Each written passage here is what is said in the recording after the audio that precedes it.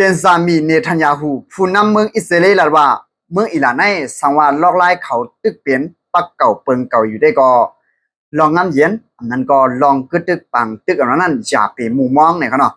ลอกไล่ซึ่งคือลายลาเนี่ยเกี่ยวกับไปลองการอุปเปิงเขาได้สร้างเนี่ยลอกไล่อันเขาเฮ็ดสร้างอันเขาปกป้องตับซึกเขาจะนั่นแหละสังจะนั่นขนาดเนาะเลยเลยสินำก็เกี่ยวกับไปลองเขานอกวันนอกเมืองเขาเนาะ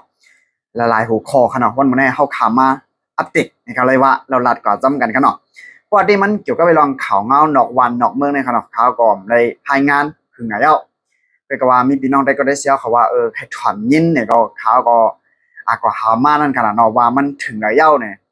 และมือหลายปาดป่นมาได้เนี่ยเขาก็ขึ้นตึกกันขึ้นนั่นขนาดเนาะไว้สิเขามีลองอุบโอกันเอ้าตกลงลายมือกันลงลายมือ MOU กันเอ้าก็เนาะขึ้นมีลองปุ้ยกันขึ้น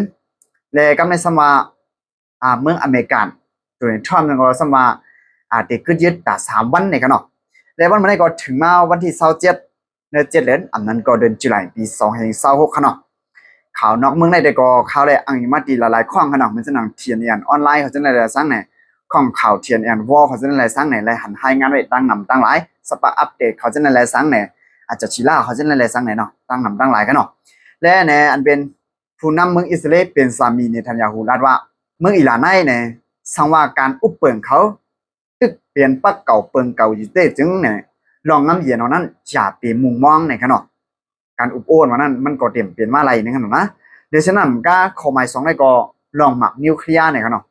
สังว่าเมืองอิหร่านในตึกเป10เฮ็ดสร้างหมักนิวเคลียร์อยู่จึงเนี่ย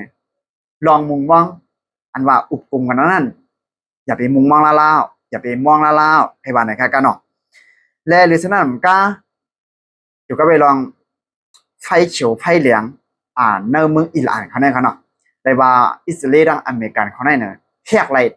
กูจับกูเจียงกูเสียนตังไฟเขียวไฟเหลืองเขาเนี่ยเขาให้ปิดก็ไรให้ปิดก็ไรให้วันไหนกันเนาะในสนามกลางกล้อง CCTV เขาจะในก็แขกไรกูอันกูจับกูเจียงเนี่ยเขาเนาะในเมืองอิหร่านเนี่ยเขานะแต่ว่าเทคโนโลยีอิสราเอลและอเมริกันเนี่ยเลยว่าขึ้นจังได้ว่าเขาเนาะในสนามกลางเที่ยงรองนึงก็มันจะมีขนมมันจะหนังเมืองอิหร่านเขาเนี่ยเขาได้มีแอปหังเขาไว้อันนึงก็เหมือนเมืองไทยก็มันจะหนังเขาแอปเป๋าตังค์ขนาดเนาะและแอปอันเป็นมันจะเป็นแอปพลิเคชันตั้งไว้ในโฟนของขนาดเนาะและเนี่ยก็นั่นเจอในเมืองอิหร่านซ้ำในส่วนใหญ่ก็บันนำเขาเจอในเกี่ยวกับไปลองการนับถือศาสนาเขาจะในขนาดเนาะเขาได้เข้ากันในแอปจะนั่นในแอปจะในก็เนี่ยอเมริกันในอิสราเอลเนี่ยเฮียบไหลตั้งนำตั้งหลายในสนามก้าเที่ยงรองหนึ่งขนาดกำในเขาขามาด้วยเดี๋ยวก็ไปลองลองน้ำมันลองต่อต่างเนื้อพอตอนหวังเก็บข้อมูลอันนั้นก็ปังหลายเจ็บในขนาดกูบอกกูขากูกำมือพองปังตึ้งไปเปลี่ยนได้เนี่ยมันเดี๋ยวมีคอมมานี่อันหัดขามพันเป็นความไทยก็ว่าเขาเรียกว่าประกันในขนาดแต่เหลียวได้ก็คอมมานี่จะได้ยุกเลือกเปลี่ยนหมดแล้วเพราะว่าเขามีประกันอันนั้นก็หักขามอันนั้นก็ประกันอันนั้นก็หักขามในขนาดเพราะว่ามันมีก็มันได้ว่าสูงที่ได้ว่าย้อนนั้นเนี่ยคืออันโตต่างน้ำมันนี่กันเนาะเลยว่ามีลองเข็มตาที่เดียวว่าพอหลอดก็หลอดป้อมหลอดก็ซุ่มหลายอันนั้นเนี่ยแต่เดโตน้ำมันกว่าที่ซาอุได้สังอันนั้นต่อมาดังปุ่นเอเชียคันนี่แหละสังเนี่ยเลยว่ามีลองหยับได้ว่าเพราะว่าญายื้อเลยสังเนี่ยคือเป็นกว่าสิลองเลยสังเนี่ยมันมีคอมนี่อันหับขามปันนั่นขนาดเนาะนั่นในก็เลยว่าเจ้าของคืออันเขาเลยจ่ายไปนั่นก็เลยว่าเลยจ่ายสูงได้ว่าย้อนนั้นสามารถถึงดังเมืองเฮาเนี่ยก็น้ำมันก็ตีขึ้นกับติ๊กนั่นขนาดเนาะเดี๋ยวได้ก็เมืองไทยในขึ้นขนาดตั้งพี่น้องได้ก็ได้เสียของเขาลูกน้ำมันเนี่ยต้องขึ้น5เนี่ยก็เตรียมไว้ปันต้านถึงไว้ตั้งแต่วิดีโอคนในรายการเนาะเดี๋ยวฉะนั้นก็อยู่ที่ซ้อมซึ่งตัวในทรัมป์ขนาดปืนเผารัดว่าเด็กกึดตึกอิหร่านตาเข้าทั้ง3 วันเนี่ยหลายปันมาในเขาก็มังกันหาแห้งๆในขนาดเนาะก็ไม่ซ้ำตา3 วันเนี่ยเด็กกึดตึกและเนี่ย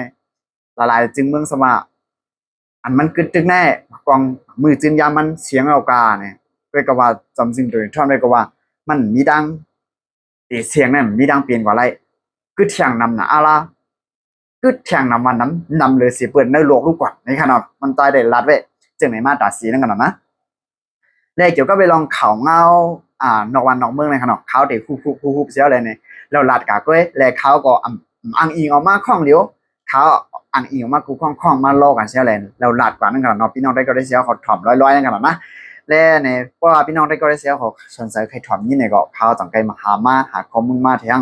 เสียแหละจังไกมาอัปเดตกันพี่น้องได้ก็ได้เสียขอกูเกาะกูก้นครับเอาค่ะเหมือนซึ่งตั้งหมวดตั้งเสียงค่ะเก็บสุกตุนเพขาวหยอดอิน